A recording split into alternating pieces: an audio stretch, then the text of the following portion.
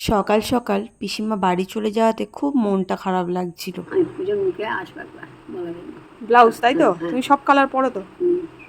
রঙিনই দেবে সব কালার রঙিন পরবে তাই তো? আচ্ছা। পিসি যাওয়ার পরে মনটা খারাপ হয়ে গেলেও এই ঠাকুমা আসতে গল্প করতে করতে আমার মন ভালো হয়ে গেছে। এই ঠাকুমার সাথে তোমাদের আজকে আলাপ করাই। ঠাকুমা সোনারপুরে কোথাও একটা ভাড়া থাকেন।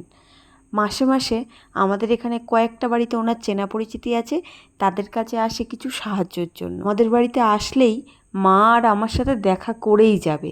আমি যদি নাও থাকি মায়ের কাছে ঠিক আমার খোঁজ করে। সামনে পুজো, তাই ঠাকুমার আবদার যে ঠাকুমাকে দুটো ব্লাউজ কিনে দিতে হবে আমাকে আবার বলল, তুমি যদি চাকরি বাকরি করতে একটু বেশি কিছু চাইতাম। আমি বললাম, ঠাকুমা তুমি আশীর্বাদ করো, আমি ঠিক তোমার ইচ্ছাগুলো পূরণ করব।